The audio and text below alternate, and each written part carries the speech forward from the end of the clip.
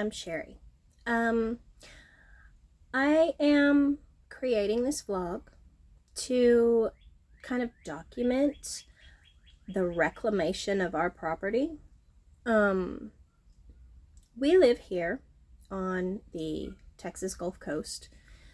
We are in a subtropical zone 9A area of the country. Um, we have a little over an acre and a third. First, I want to apologize. I know I'm kind of nasal, I'm kind of sniffly. That can be attributed to the 3-inch layer of pollen all over every surface.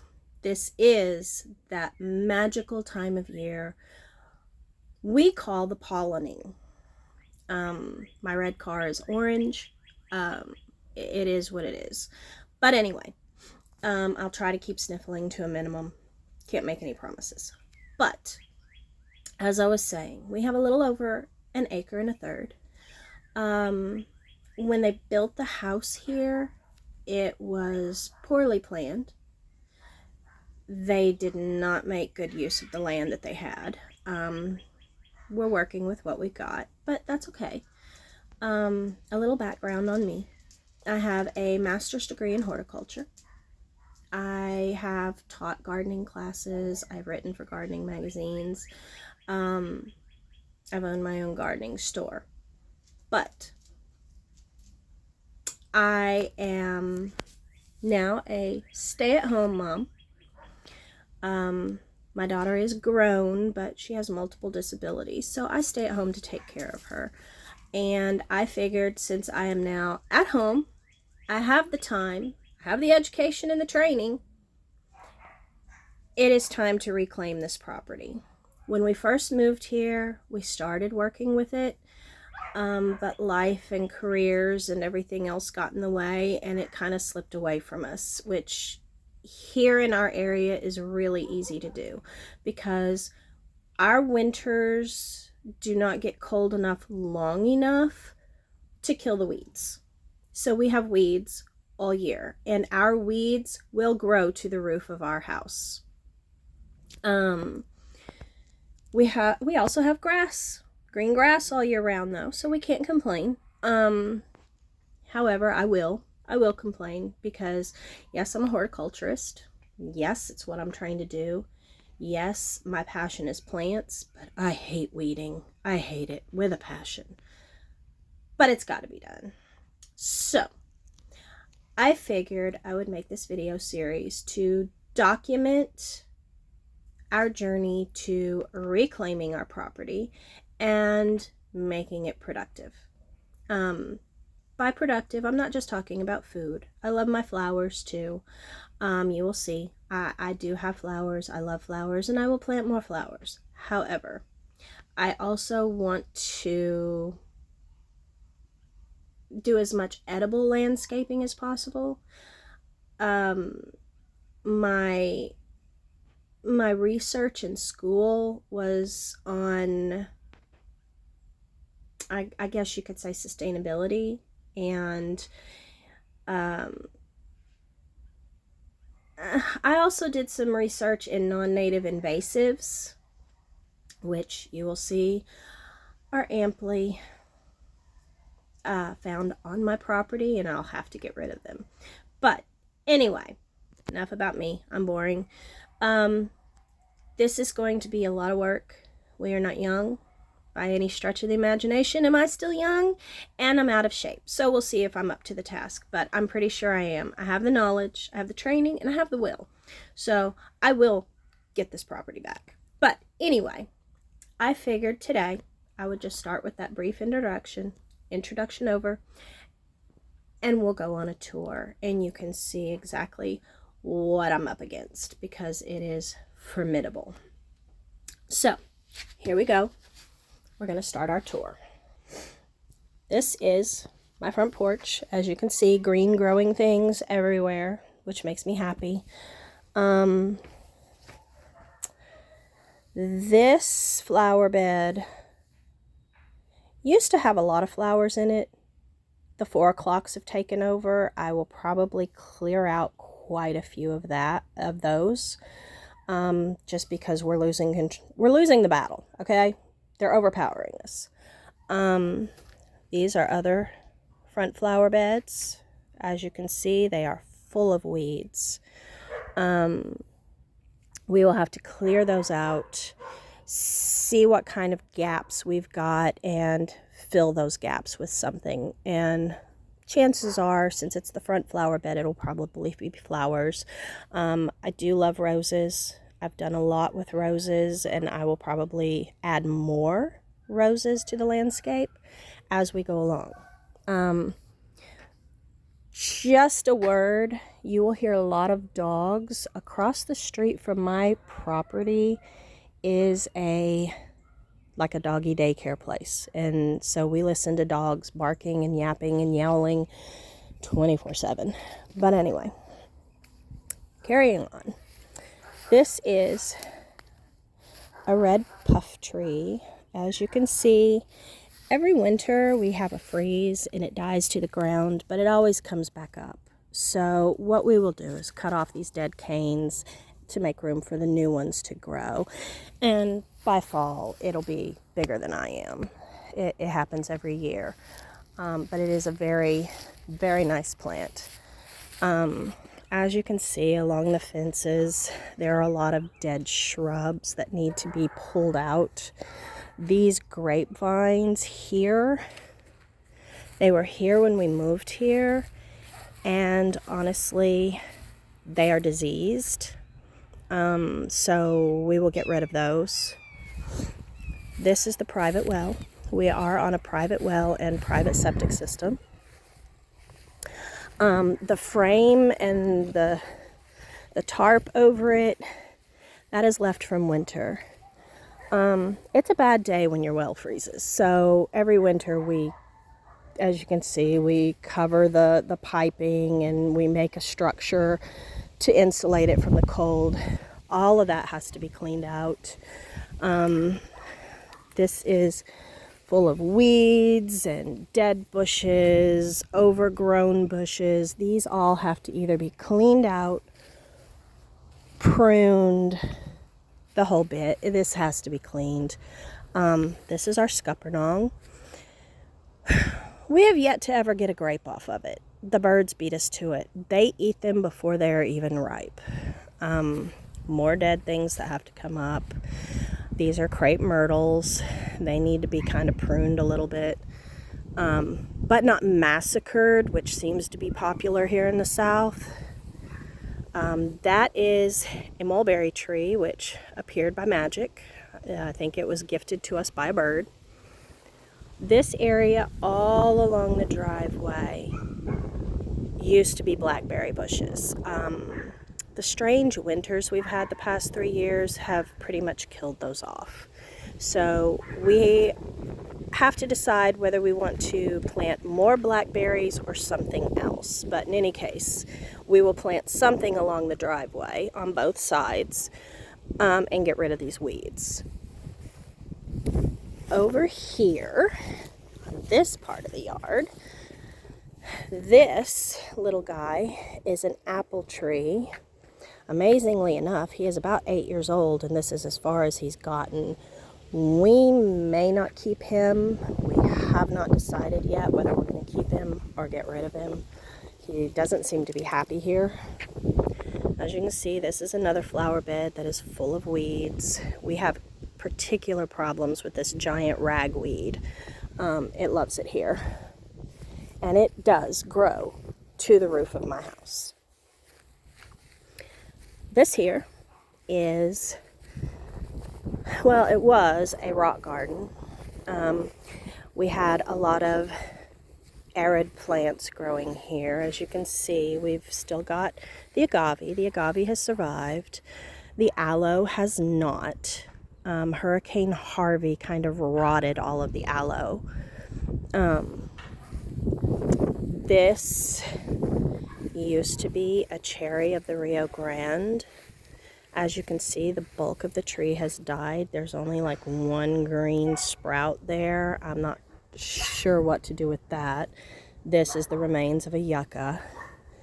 This all has to be cleaned out, cleared out, and then the plants replaced. This is a mayhaw. We have not gotten any berries from it, but it's about 4 years old now, so hopefully we will get some soon. Up here is another view of the front flower beds. This was an Australian flame tree that I grew from seed, but the winters killed it. Here you can see our ginger. Every year in the winter it dies down to the ground and then it comes back up. As you can see, there are green sprouts. We will likely not keep it here. We will probably move it and divide it because it is choked out everything else that was growing here except for this weed tree. And we haven't decided yet whether we're going to keep this tree or not. We might. It does provide some shade, which is nice, but if we keep it, we'll have to prune all these lower branches. This is our front garden. As you can see, we've got various things. This is parsley. This is a baby fig tree. This is my table of randomness. I've got Buddha bellies that I've grown from seed. This one is something I've grown from seed. I believe it's a Java plum. This is a pod mahogany that I have grown from seed. My desert roses. There are some herbs. The purple prickly pear and the aloe are destined to go back out in the rock garden. I've got a pepper tree, which is doing well. This box is normally herbs. These are bok choy that I've allowed to go to seed. I'll collect the seed for next year. We have a baby oak tree, which I'm sure is courtesy of a friendly neighborhood squirrel. But the herbs here on the table are destined to go in this box once I clean it out. This is what's left of our snow peas. They are past their prime. It's gotten too hot for them. I will pull those up, chop them up, throw them in compost, and I will probably replace them with cucumbers because we've already got the structure for the cucumbers to climb on. So that would be really good for those. This is our dill. I harvest it, I cook with it, we eat it, but mostly I grow it for the swallowtails. This is borage, which it's getting a little too hot for that now. This barrel has been planted with cumin seeds. I'm waiting for those to sprout. This is a whole bed of carrots. We eat a lot of carrots. My daughter loves them, so I always grow a bunch of them. This is what's left of our Swiss chard. It's getting a little warm, as you can see. The leaves are not as happy as they could be. But they're still holding on, so that's fine. These are ahi mango peppers that I've put in there. That is a dog toy. And that is the dog. Meet Artemis. She is the supervisor, and she is always with me. Here along the side is our magnolia. The magnolia is happy, it's healthy. We do need to do some pruning. As you can see, some of the lower branches are kind of scraggly, so we need to prune those off and maybe do a little bit of shaping. The flower bed underneath it is overgrown and full of weeds. We need to clean that out. My Turk's cap is still growing there, though. That's nice. That's a happy thing. Right there. But in any case, we need to clear this out, replant it. This is our canna bed. Normally it is full of cannas. Of course, with the winter, they die down to the ground and sprout back up. But as you can see, they're already getting to the point where they're starting to bloom again. So they'll be nice and pretty within a month or so. This is the back porch. As you can see, we need to clear all that off. This is where we've been storing our stuff because we've been trying to work on this a little bit. every chance we get. The back flower beds are nothing but weeds. I mean, there are still some flowers there. I had a lot of bulbs growing there. I had elephant ears, I had crinum lilies, things of that nature, but they're still there. We just have to liberate them, and that's going to be a chore, especially since we have discovered there is a nest of snakes, black snakes, under our house, and they like to come out from under this porch. That's disturbing. This area here, we have actually cordoned off with chicken wire. Our neighbor, his yard is nothing but poison ivy, and it likes to leak over the fence right there, and I'm highly allergic to it. A case of poison ivy will land me in the doctor's office, and Artemis loves nothing more than to roll in it and then come love up on me. I don't need that in my life, so we've enclosed it so that she can't get to it. This is a pine tree that I grew from seed. He's very happy, very healthy. He's taller than I am. He's a big boy. As you can see, we need to kind of prune off the lower branches that are, kind of scraggly looking, but otherwise he's good. He's happy where he's at. This corner here was a planting of Mediterranean plants. At once upon a time, it was very productive. That bed and that bed straight ahead used to be full of roses, but the weeds have taken over. And as you can see, we don't get weeds, we get weed trees. Now, these tallow trees here are highly invasive in our area, and they've got to go. So what we will do is we will cut them down at ground level, drill holes in what's left, and trickle in a tiny bit of glyphosate, otherwise known as Roundup. Roundup is not something I will use in my garden or in my yard, but to get rid of these invasive trees, I will dribble a little bit into the trunk, because it is a systemic pesticide, and that way it will kill the roots so that they won't come back. These tallow trees, as I said, they're highly invasive. They produce thousands of seeds, and they choke out everything around them. They form colonies, so they have to go. I have no doubt in my mind, birds gifted me with those, and no, I'm not about that. This section here, this used to be a spiral herb garden. At night, or well, not night, but in the evening, we free range our chickens, and they took care of digging up everything we wanted growing there and just allowed the weeds to take over. So what we will likely do is dismantle this after we clean it out and move it into the fenced-in vegetable garden so that the chickens cannot dig it up, and then we will replant it. As you can see, we've still got some garlic chives peeking out here that managed to survive. I have discovered that it is impossible to kill chives, so we still have those. Here in this flower bed, as you can see, my roses are there. We just have to liberate them. This dead tree, and this dead tree were pomegranates. They have sadly left this world, so they will have to be dug up and gotten rid of. This is a loquat. This is a loquat. The past 2 years, we have had these freaky freezes in spring that have killed off our fruit. Basically, the loquats will flower in late autumn. They'll form fruit in the winter, and then the fruit will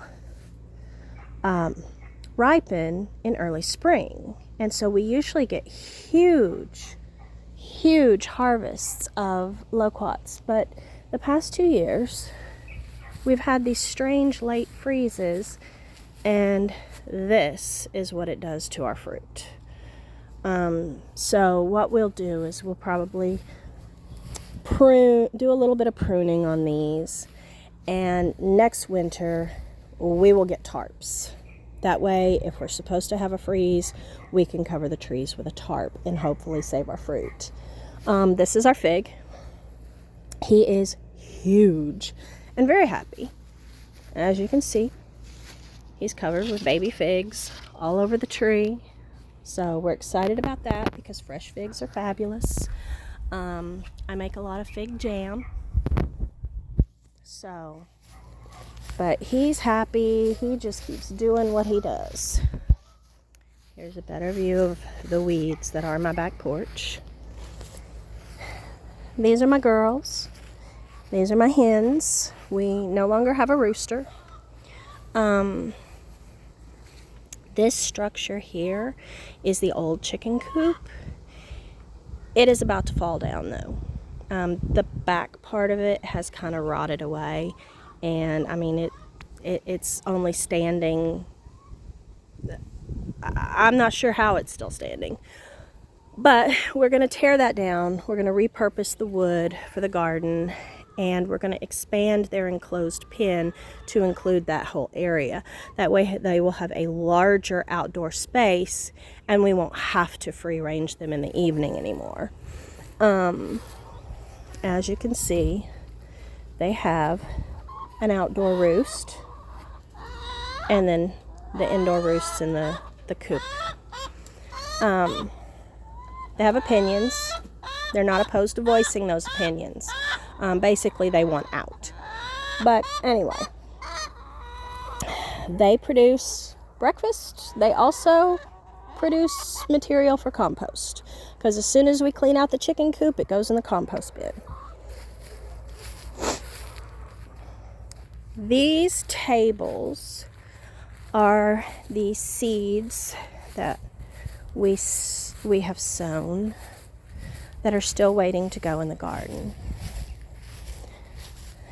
We have edamame here. These are pigeon peas. Beyond those are moringa and mimosa. Now the mimosa are the albizia, the silk trees. There are some more tomato seedlings and things there. These are serrano peppers. We still have some more tomato seedlings.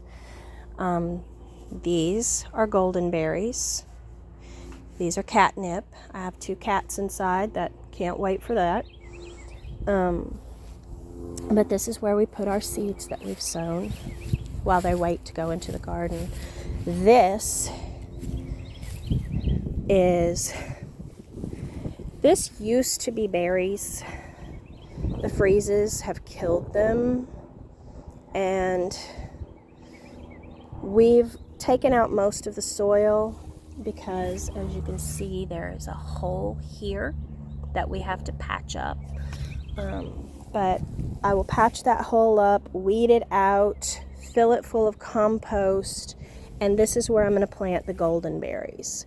That way I can enclose the whole thing in chicken wire and not have to worry about the girls digging it up. But this is a project that I will probably do this week.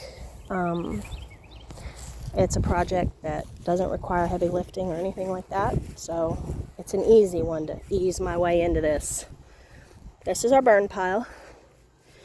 We put all of our tree limbs and things that we've pruned, dead plants and things, we burn them down. We throw the ashes into the compost bin.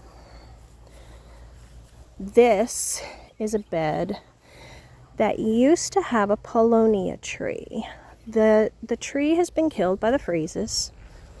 So I think what we're going to do is clean all this out, fill it full of compost, and then just plant it with wildflowers for the bees. We're big ones for bees. In fact, that's one of the projects. My husband wants to start raising bees again. So these 2 pots on either side of the arch are Christmas lima beans. We want them to grow over the arch and along the fence. This is our back garden. As you can see, we've already done a lot of work in there. The biggest thing we want to do here is we want to get rid of all of the weeds and grass in the pathways between beds and till that all up and cover it with either mulch or straw or something, because the weeds are just awful. And we're tired of weeding, especially me, because I do most of it. This is our summer squash. This is a mixture of yellow squash, zucchini, and patty pan. As you can see, we've built an arch over between these two beds for winter squash, and we plan to build another one on this end for more winter squash. As you can see, we've already got baby squash. These are yellow squash. Here's a baby patty pan. So we're already starting to get some summer squash. This is Mizuna. We got a free packet of seeds, so we just threw it in there. This is the last of our brassicas. It's already getting too hot. As you can see, they're starting to bolt. I need to clean this bed out and plant it with something else. We got hit by vegetable weevils that kind of munched our Chinese cabbage and bok choy. So those will be cleared out and probably given to the chickens. They don't care. They'll eat weevils and all. This is our tomatillo bed. Our plants are already covered with flowers, which makes me happy. I'm looking forward to some fresh salsa verde. The funny thing is, this half of the bed we started inside in the beginning of February. This half of the bed we direct seeded. They're both the same height. So I'm thinking from now on I'm just going to direct seed because they seem to grow faster.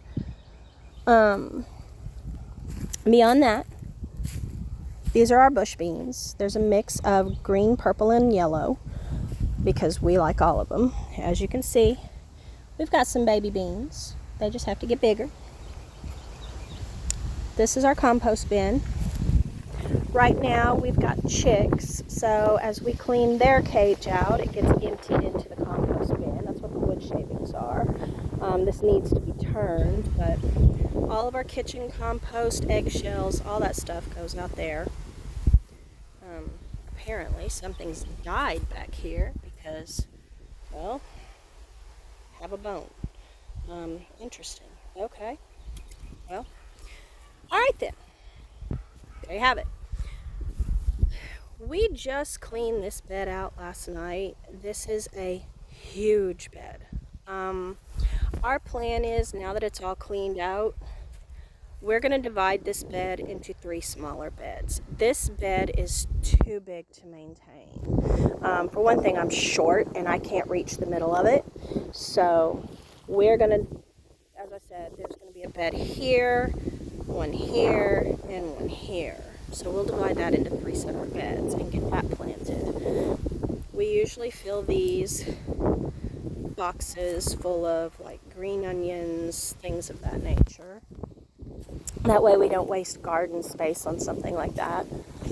Not that it's a waste, but we can grow bigger plants in the garden beds.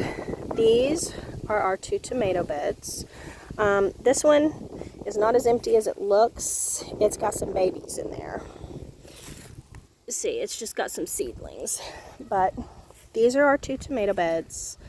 This one actually is doing better and it gets more shade.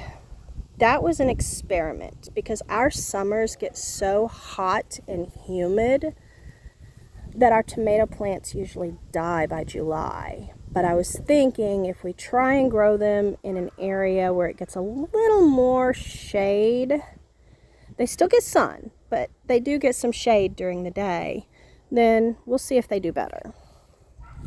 This bed needs to be weeded, but it is full of tender green beans. You can see them climbing up the teepee. We like growing the pole beans on the teepees. They do really well, and it makes it a lot easier to harvest. This is the last bit of our radishes. They're bolting. So, funny story. The beginning of January, we went through all of our seeds because we were going to get rid of all of the old ones. But we had a bunch of radish seeds that were 5 years old and older. And we just decided, you know what, we'll throw them out there. If we get 1 or 2 radishes, great. No problem. Every single seed sprouted. We had radishes like you wouldn't believe. We pickled some. We've roasted some, which my husband loves. We've given them away. We've given some to my son. We've given some to friends that my husband works with. I mean, and we still have a handful left. But like I said, they're bolting now, so they're probably woody.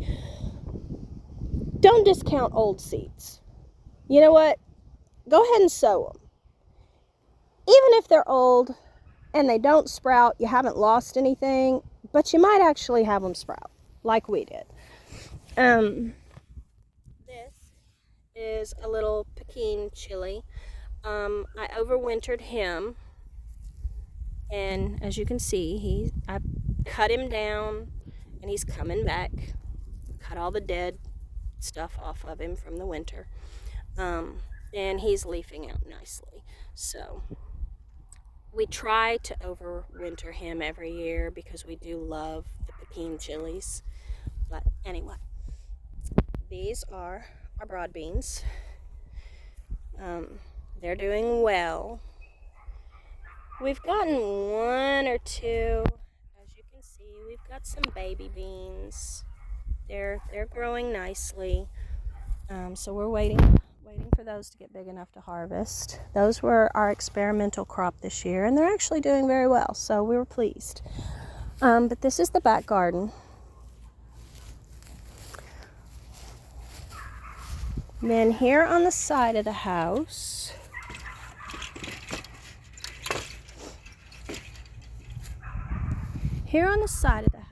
in this red bin, those are mustard greens. It's getting too hot for them as well. They're past their prime. As you can see, they're looking kind of ragged. What I'll do is I'll pull all of those out. The ones that are still good, I will probably can up. My husband is the only one who eats them, but they make a nice lunch for him. And this is how we plant our cherry tomatoes.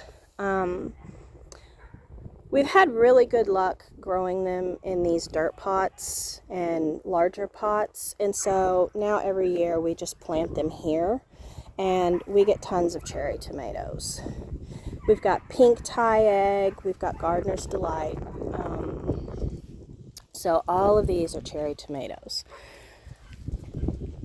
But anyway, so that is the nightmare that awaits me. This is my struggle, but I'm sure I will overcome. I'm determined, and I have Artemis to help. She's a fantastic supervisor.